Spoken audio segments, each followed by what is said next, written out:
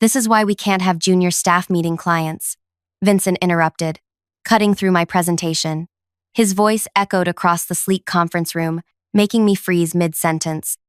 20 pairs of eyes shifted from my drainage system blueprints to my burning face. Your alternative approach lacks practical experience. The conventional method has worked for decades. I gripped my tablet tighter as Vincent smiled condescendingly.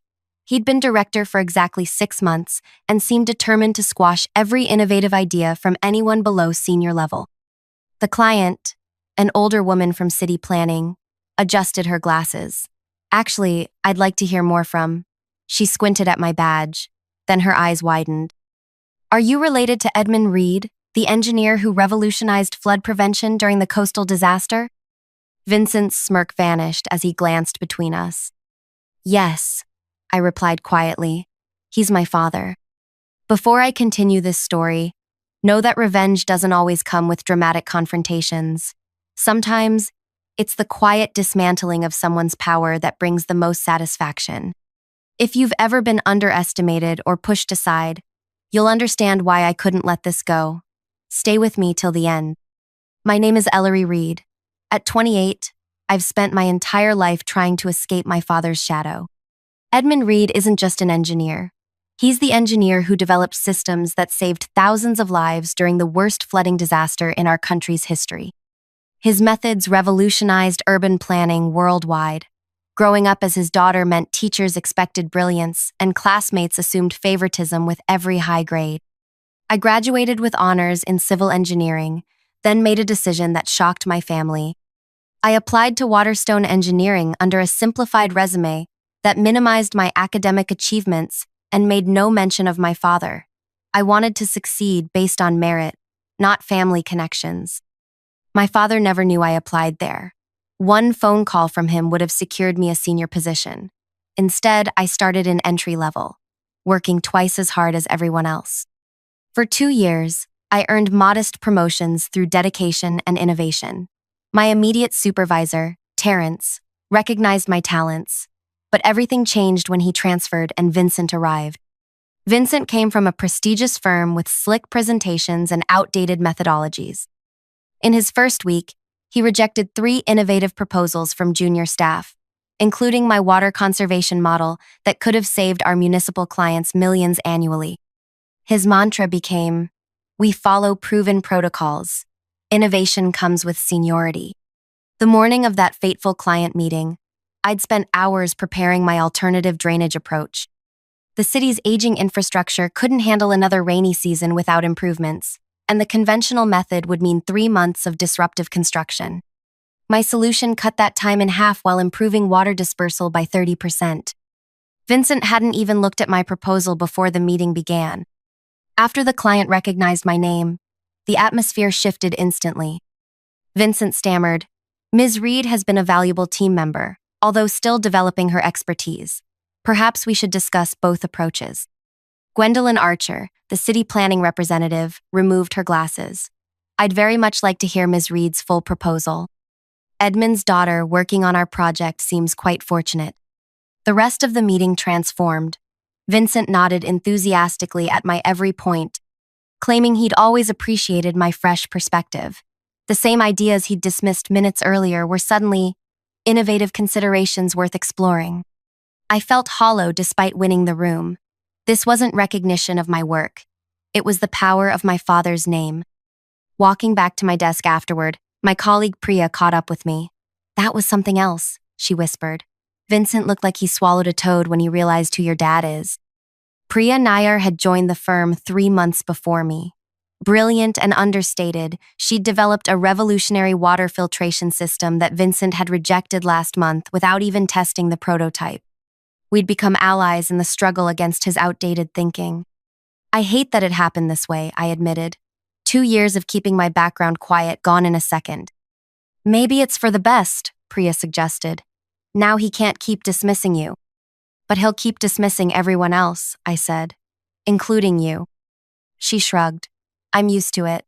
Women of color in engineering. We develop thick skin." That evening, I received an email from Vincent requesting a private meeting the following morning. I spent the night debating whether to mention my father or pretend nothing had changed. Vincent welcomed me with unusual warmth the next day. Ellery, I've been reviewing your file. Your work has consistently exceeded expectations. I believe you're ready for more responsibility. I kept my expression neutral. Interesting timing for that realization. His smile faltered slightly. I've always valued your contributions. Perhaps I haven't expressed that clearly. You expressed yourself very clearly yesterday, I said, before and after learning who my father is. Vincent leaned back. Your father's accomplishments are impressive, but that's not why I called this meeting. The city project needs someone with your perspective. I'd like you to lead the drainage system redesign. The opportunity was exactly what I'd worked for, but the circumstances felt wrong. And if I decline? His confusion seemed genuine. Why would you? It's a career advancement. I want to earn my promotions, not receive them because you're afraid my father might call. Vincent's expression hardened. That's unfair. Your work merits recognition. It merited recognition yesterday morning too, and Priya's filtration system deserved more than a dismissive rejection. That system had practical implementation issues, he insisted. Issues you never bothered to explore because Priya is just a junior engineer. He sighed heavily. I understand you're upset about yesterday, but this opportunity— I'll accept on one condition, I interrupted. Priya's filtration system gets a proper evaluation and testing budget. Vincent hesitated, then nodded. I can arrange that. I left his office with mixed feelings. I'd secured a testing budget for Priya's project, but at what cost? Would my colleagues now see me as someone who leveraged family connections? Over the following weeks, Vincent's behavior shifted dramatically, toward me at least. He invited me to senior meetings, praised my inputs, and repeatedly mentioned how he'd always seen potential in me. Yet his treatment of other junior staff remained unchanged. Ideas were dismissed without proper consideration.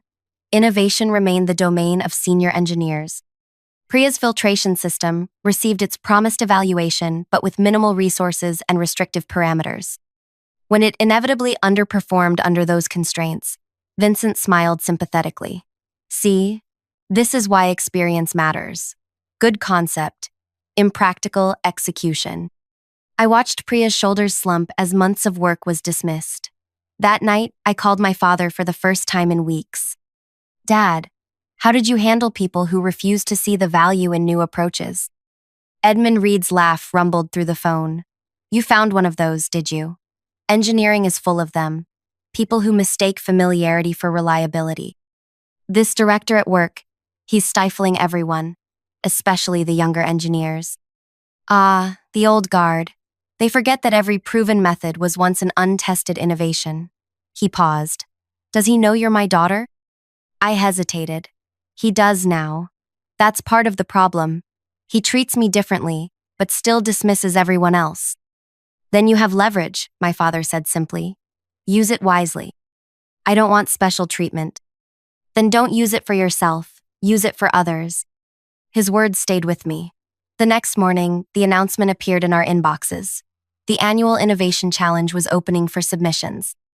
The winning project would receive full funding and implementation support, with significant bonuses for the team involved. This was my opportunity. I approached Priya during lunch. Let's collaborate on an innovation submission. Your filtration system, paired with my distribution model. Her eyes widened. Vincent will never approve it. He won't have to. The judging panel includes the board of directors and external experts. But if we win, he'll be assigned to oversee implementation. I smiled. Exactly. The plan crystallized over the following days.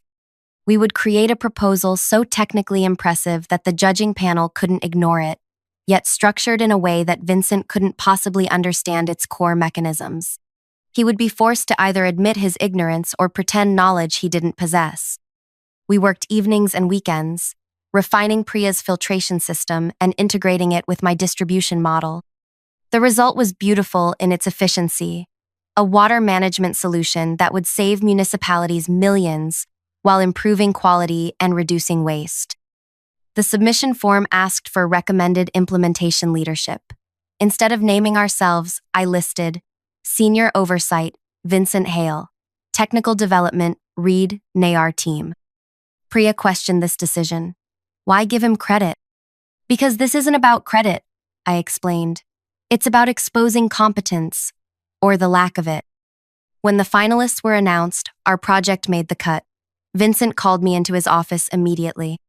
Congratulations on making the finals, he said, smiling broadly. I'm honored you recommended me for oversight. You're the director, I replied. It seemed appropriate. Absolutely. Though I'll need a comprehensive briefing on the technical aspects. I nodded. Of course. Though the presentation to the board will need to come from the senior leadership. His smile faltered slightly. Naturally. I'll present the overview, and you can handle any detailed questions. Actually, the guidelines specify that the named project leader must demonstrate comprehensive understanding. Supporting team members aren't permitted to answer questions during the final presentation. The color drained slightly from Vincent's face. I see. Then we should schedule several detailed review sessions. We held 3 review sessions over the following week. In each one, Vincent struggled to grasp the fundamental principles behind our system. Priya and I explained using increasingly complex terminology, providing just enough clarity for him to think he understood before introducing new complications. The day before the final presentation, Vincent looked overwhelmed. Perhaps we should simplify the explanation. The board includes 3 engineering PhDs, I reminded him. They'll expect technical precision. Vincent spent the night reviewing our materials. When he entered the boardroom the next morning, his confident facade couldn't hide the anxiety in his eyes. His presentation started smoothly with the prepared slides, but faltered when board member Dr. Abernathy asked about the pressure differentials in the filtration subsystem. Vincent glanced at me desperately before attempting an answer that revealed his fundamental misunderstanding. I maintained a neutral expression as the board members exchanged glances. Perhaps, said Dr. Abernathy, we should hear from the technical team who developed this. Ms. Reed, Ms. Nayar, while protocol suggests Mr. Hale should handle questions, would you mind elaborating? Vincent had no choice but to agree. Priya and I explained our system with precision and passion. The board was visibly impressed, asking penetrating questions that we answered with confidence born from genuine understanding.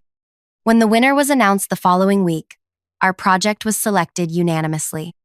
The board's feedback noted, revolutionary approach with clear technical mastery demonstrated by the development team. If you're enjoying this story of workplace justice unfolding, make sure to like this video and subscribe to our channel. Hit that notification bell because the second half reveals exactly how I turned the tables on Vincent. And trust me, the satisfaction of seeing him realize his position was about to change forever is worth every second. Now, let's continue with how the revenge plan truly comes together. The victory celebration was bittersweet. Upper management praised our innovation while Vincent stood nearby, smiling tightly as executives congratulated him on fostering such creativity in his team.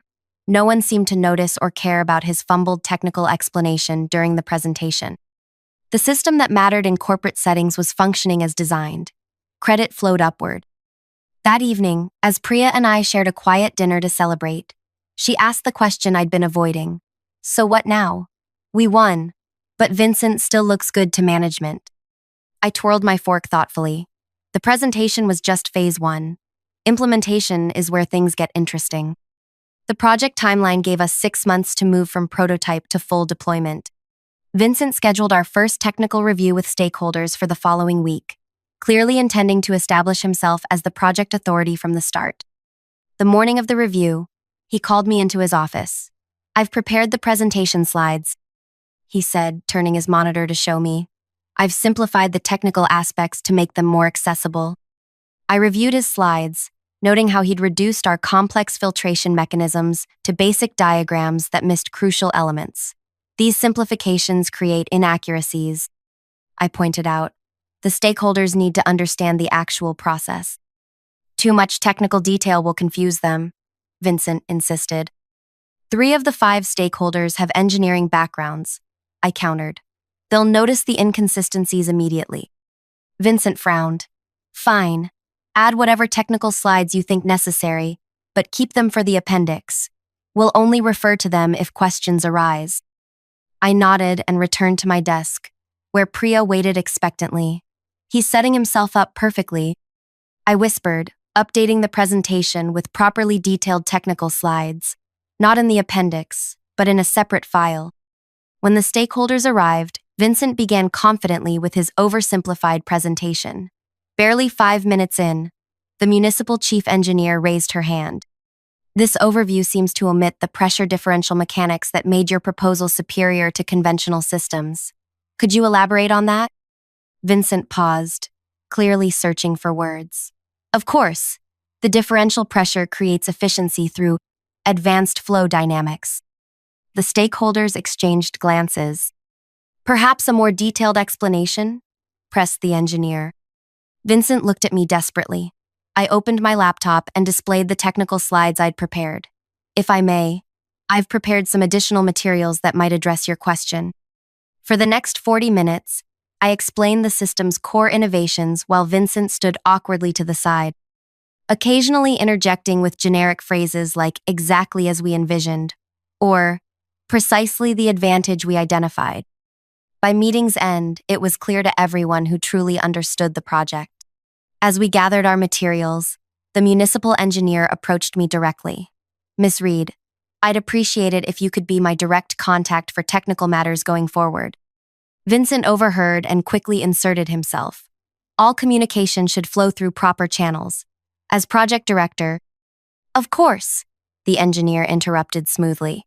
But for technical questions, I'd prefer speaking with Ms. Reed directly. Efficiency, you understand. This pattern repeated across subsequent meetings. Vincent would begin presentations, struggle with technical questions, and eventually yield the floor to me or Priya. Each time, his authority eroded further while our credibility grew. 3 months into implementation, we faced our first major challenge when groundwater complications threatened to delay construction. Vincent called an emergency team meeting, visibly agitated. This setback could cost us weeks, he announced. We'll need to revert to conventional methods for this section. Priya raised her hand. Actually, our system can adapt to these conditions. The modularity we built into the filtration components allows for reconfiguration. Vincent dismissed her suggestion immediately. That's too experimental. We can't risk further delays. It's not experimental, I countered. It's precisely why our system won the innovation challenge. Adaptability under variable conditions. Theory is different from practice, Vincent insisted. I've made my decision. Rather than argue further, I nodded. We should inform the stakeholders of this change then. They'll need to approve the additional budget and timeline extensions. Vincent hesitated. Is that necessary? Absolutely. Conventional methods will increase costs by approximately 30% and extend the timeline by 5 weeks. That requires stakeholder approval. The color drained from Vincent's face. The project was already under intense scrutiny from upper management, who had promoted it as both innovative and efficient. Explaining why they were abandoning those benefits would raise uncomfortable questions. Perhaps we should explore Priya's suggestion further before making that decision, he conceded. Priya's reconfiguration worked perfectly. The groundwater issue was resolved without delays, further cementing our technical credibility while highlighting Vincent's knee-jerk conservatism. As the project neared completion, results exceeded expectations. Water quality improved by 40%, while operational costs decreased by 25% compared to projections. Local news covered the innovation, interviewing municipal officials who praised the forward-thinking engineering approach. The success caught the attention of neighboring counties. Representatives from 3 municipal authorities requested meetings to discuss implementing similar systems in their regions. Vincent eagerly scheduled these presentations, clearly seeing them as opportunities to rebuild his damaged reputation. The evening before the first presentation, I received a call from Gwendolyn Archer, our original client. Ellery, I wanted to give you advance notice. The county commissioners were so impressed with your work that they're proposing an expanded regional project. They specifically requested you as project leader. My heart raced. That's unexpected. Not to me, Gwendolyn replied. They recognize who truly understands this system. Your director will be informed tomorrow. I thought you deserved to hear it first. The following morning, Vincent conducted his presentation with renewed confidence, unaware of what was coming. When he finished, the county executive smiled and delivered the news. We're prepared to commit to an expanded implementation across 3 counties, with Ms. Reed designated as project leader. Her technical mastery has impressed all our engineering consultants. Vincent's expression froze. Ms. Reed is certainly talented, but as her director, I would naturally oversee any expanded implementation. The executive shook his head. Our proposal specifically requests Ms. Reed's leadership. It's non-negotiable. Vincent struggled to maintain composure as he agreed to discuss internally and respond to their generous offer. Back at the office, he immediately called me into a private meeting. This situation creates an awkward reporting structure, he began. Perhaps we can propose co-leadership of the expanded project. I kept my expression neutral. The client seemed to have specific requirements. Requirements can be negotiated, he insisted. I have significantly more management experience. True, I acknowledged, but they're prioritizing technical expertise for this implementation. Before Vincent could respond, his phone rang. A call from the CEO requesting his immediate presence upstairs. He returned an hour later, his expression unreadable. The following morning, the announcement landed in everyone's inbox. The company was creating a new innovation implementation division focused on cutting-edge water management solutions. I was named division head with Priya as deputy director. The expanded county project would be our division's inaugural initiative. Vincent remained director of conventional engineering projects, effectively sidelined from the company's most prestigious and profitable new direction. The announcement included a statement from the CEO. This restructuring allows us to leverage the exceptional technical innovation demonstrated by Ellery Reed and Priya Nayar, while maintaining our commitment to proven methodologies under Vincent Hale's experienced leadership. In corporate speak, Vincent had been demoted without changing his title. His path to further advancement had effectively vanished while our careers accelerated dramatically. Our new division received double the resources of standard departments. We hired 8 new engineers, all selected for their creative thinking and collaborative approaches. Our office space was relocated to the newly renovated East Wing, with state-of-the-art facilities and direct access to the research laboratory.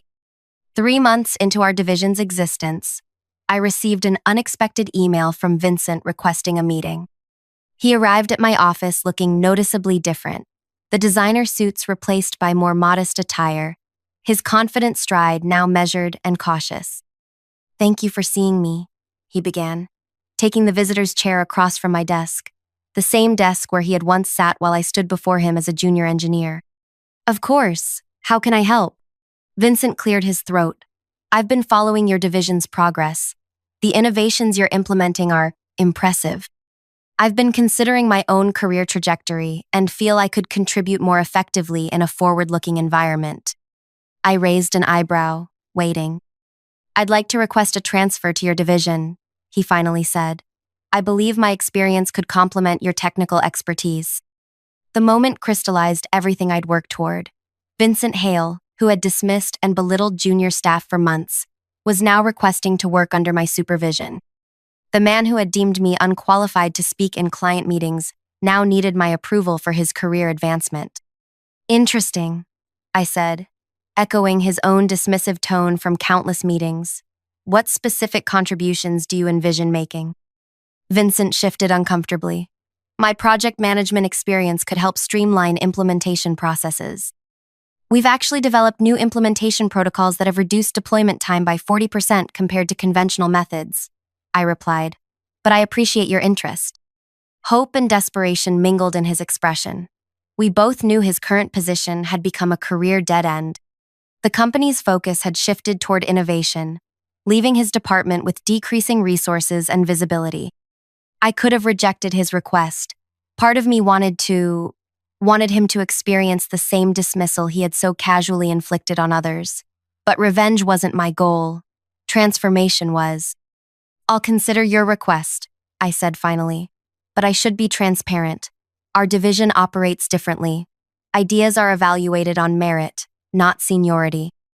Everyone participates in innovation development, regardless of position. Could you adapt to that environment?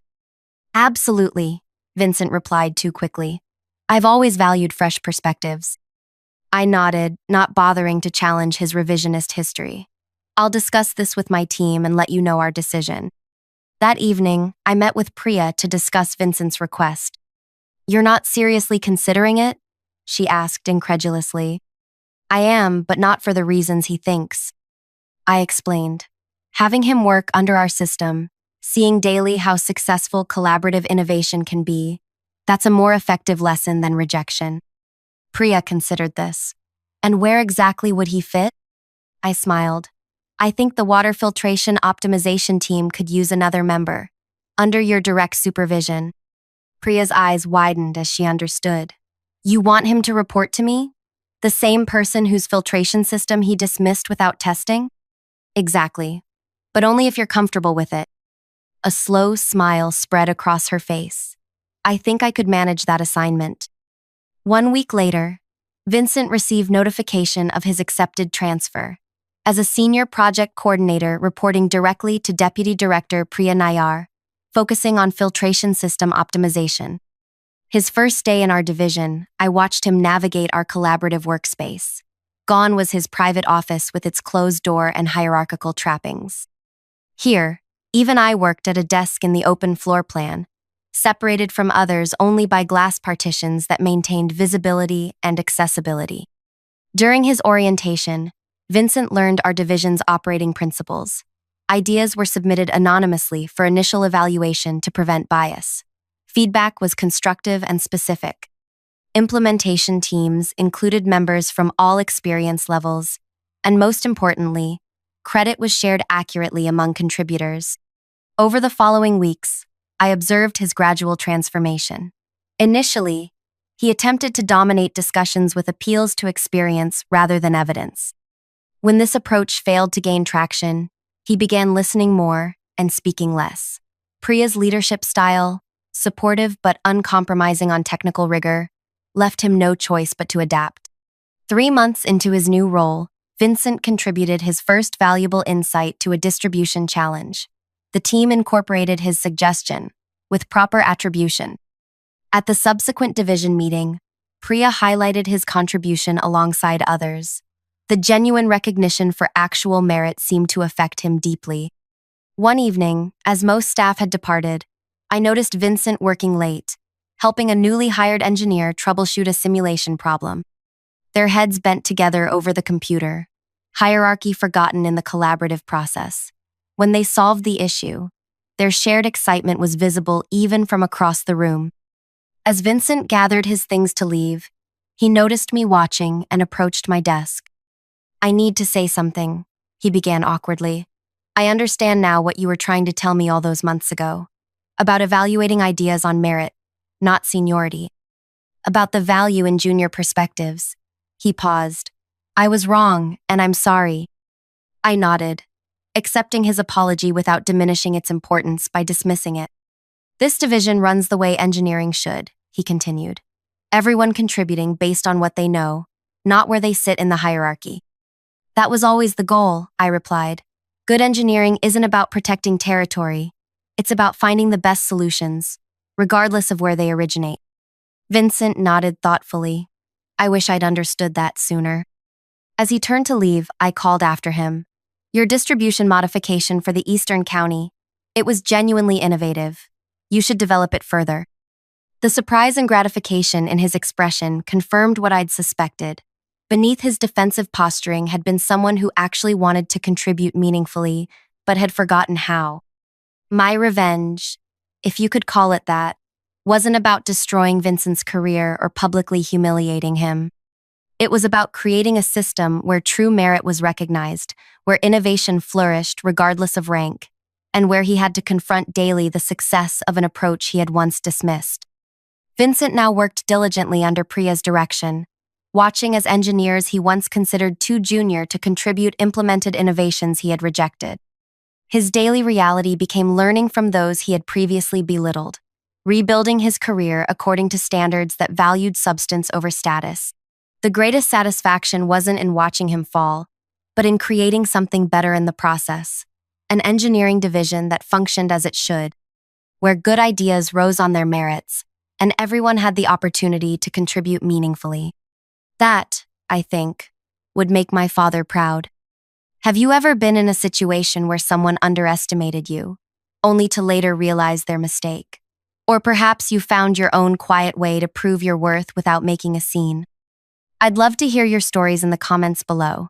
How did you handle being dismissed or overlooked?